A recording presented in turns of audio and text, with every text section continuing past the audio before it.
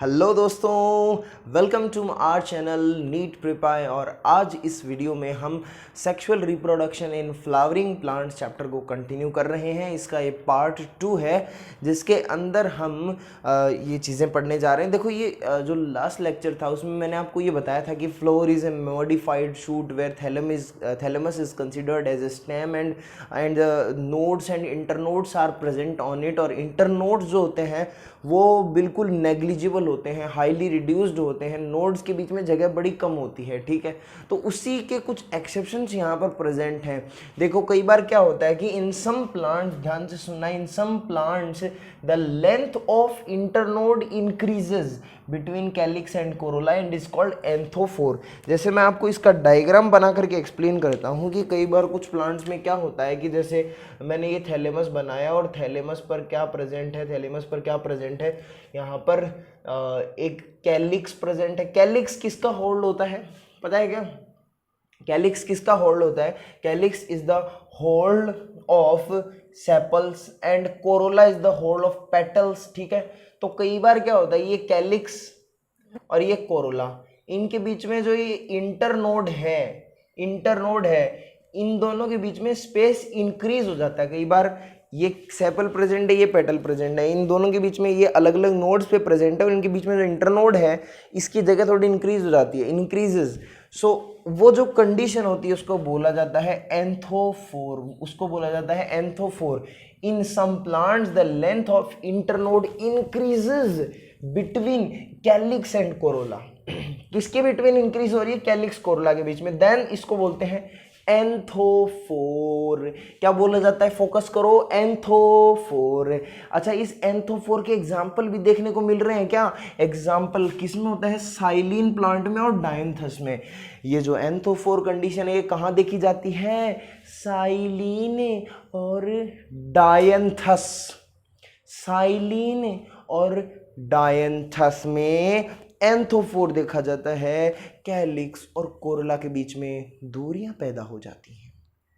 Now next point is if length of internode between Corolla and androecium.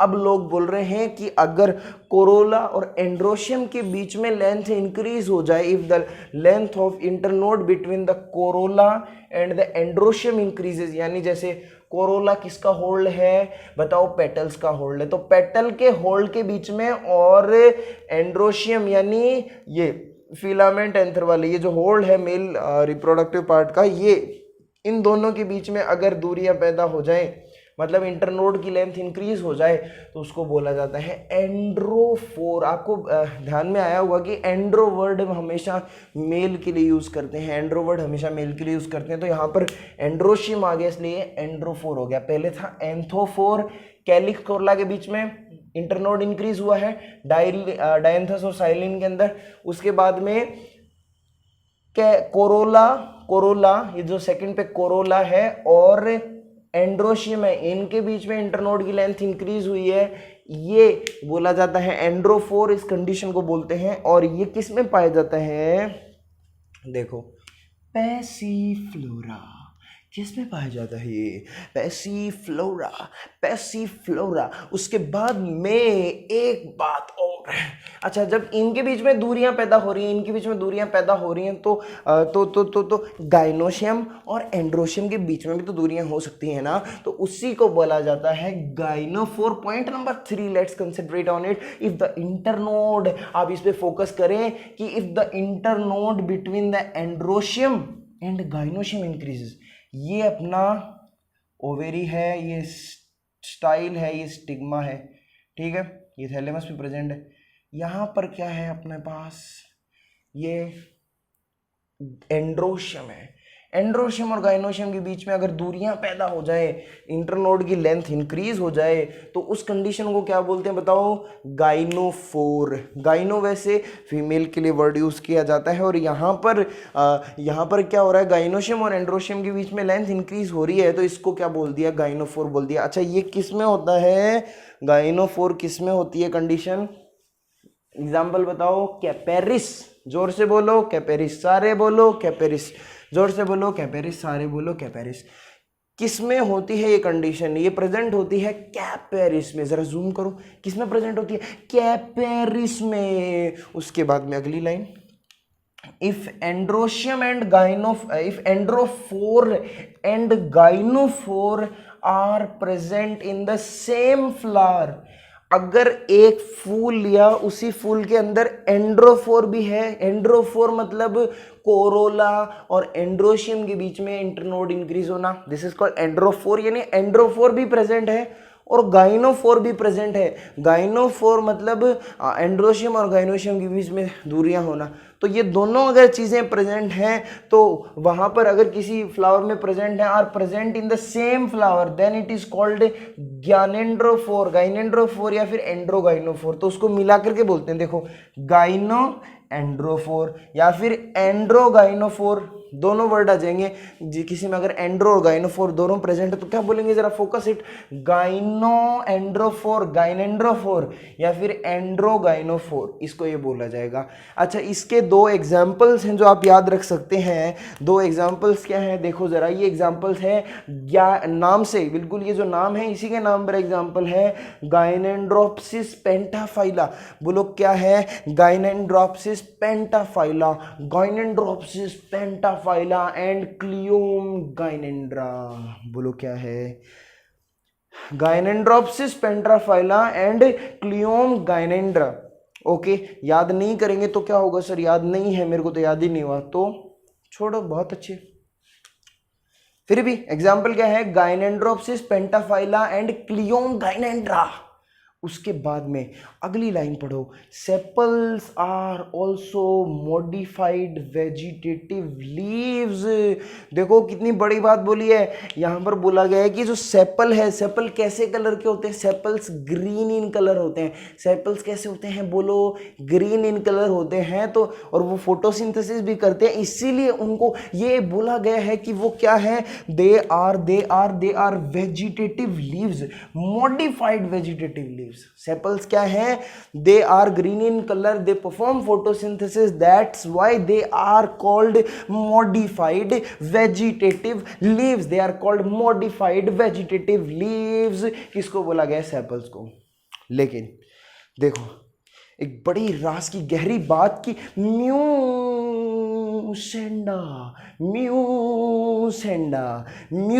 का flower होता है ना, म्यूसेंडा flower, देखो नाम से ही आवारा लग रहा है, ये म्यूसेंडा फ्लावर के अंदर एक सेपल, कैलिक्स का एक सेपल, म्यूसेंडा फ्लावर के अंदर one sepal of calyx is modified into a leaf like bright and attractive yellow coloured structure which is called advertisement flag. Mussaenda flower के अंदर क्या होता है कि एक सेपल, पूरा जो कैलिक्स है, पूरा सेपल्स का होल्ड है, उसमें से एक सेपल ब्राइट येलो कलर्ड एक फ्लैग बनाता है, ब्राइट येलो, देखो modified into a leaf like bright और अट्रैक्टिव येलो कलर्ड स्ट्रक्चर में कन्वर्ट हो जाता है। देखो बहुत सारे सेपल्स हैं, बहुत सारे सेपल्स हैं, ये बहुत सारे सेपल्स हैं, बहुत सारे सेपल्स हैं, इनमें से एक sepal bright leaf like yellow coloured structure में मॉडिफाई हो जाता है, जिसको बोलते हैं एडवर्टीजमेंट फ्लैग। जिसको क्या बोलते हैं, एडवर्टीजमेंट फ्लैग। ये क्या करता है, एडवर्टीजमेंट करता है, it is known as advertisement flag, it is known as advertisement flag. अच्छा, ये एडवर्टीजमेंट फ्लैग क्यों बन रहा है, एडवर्टाइज कर रहा है। एडवर्टाइजमेंट से क्या होता है, लोग अट्रैक्ट होते हैं, आपका सामान खरीदने आते हैं। तो वैसे ही यहाँ पर फ्लावर्स के ऊपर इंसेक्ट्स आएंगे और वो पॉलिनेशन में हेल्प करेंगे, पॉलन ग्रेन्स को उठा के दूसरी जगह लेकर जाएंगे, तो they help in pollination, it help in pollination. तो अगर आपसे कोई पूछ ले कि, बड़ी इंपॉर्टेंट बात है, आपको याद रखना है कि म्यूसेंडा के अंदर क्या होता है, एडवर्टीजमेंट फ्लैग होता है, एक सेपल मॉडिफाई हो जाता है ब्राइट येलो कलर स्ट्रक्चर के अंदर, जिसको क्या बोलते हैं लोग, जिसको बोलते हैं एडवर्टीजमेंट फ्लैग इन म्यूसेंडा फ्लावर। तो ये बातें हुई कुछ वो एक्सेप्शन से रिलेटेड जो प्रेजेंट होती हैं। ओके, अब मैं आपको बताऊं, प्लांट दो तरीके के होते हैं, कुछ मोनोकार्पिक हैं और कुछ पॉलीकार्पिक है। मोनोकार्पिक यानी जो केवल और केवल अपने पूरे लाइफ स्पैन में एक ही बार फ्लावरिंग करते हैं। मोनोकार्पिक वो हैं जो अपने पूरे जीवन काल में एक ही बार, मोनो मतलब एक, कार्पिक मतलब फ्लावरिंग, तो एक ही बार जो फ्लावरिंग करते हैं और फ्लावरिंग करने के बाद फ्रूटिंग करते हैं, fruiting and flowering only once in whole life span, पूरे लाइफ स्पैन में बस एक ही बार फ्लावरिंग कर रहे हैं। Example all the annual and biennial plants. Annual plant कौन से होते हैं? चैप्टर नंबर 1 में मैंने आपको बताया था एनुअल प्लांट्स वो होते हैं जो क्या करते हैं, जो केवल एक ही बार अपने पूरे लाइफ स्पैन को एक सीजन में कंप्लीट कर लेते हैं। जैसे वहां पर एग्जांपल देखे थे वीट, मैरीगोल्ड, राइस का देखा होगा आपने एग्जांपल कि 4 महीने का उसका लाइफ स्पैन होता है, उसी में वो तीनों फेजेस कंप्लीट कर लेता है, उसी में वो वेजिटेटिव ग्रोथ भी करता है, उसमें रिप्रोडक्शन भी करता है, उसमें बूढ़ा होकर मर भी जाता है 4 महीने में। तो that is called, they are called annual plants. एक सीजन के अंदर, एक ग्रोइंग सीजन के अंदर अपनी पूरी लाइफ साइकिल कंप्लीट कर लेते हैं। बाइनियल प्लांट जिनको 2 ग्रोइंग सीजन लगते हैं, एग्जांपल वहां पे पढ़ा था हमने, क्या पढ़ा था? कैरेट पढ़ा था, कोकोनट पढ़ा था, ठीक है। सो मैंगो पढ़ा था, मैंगो, कोकोनट।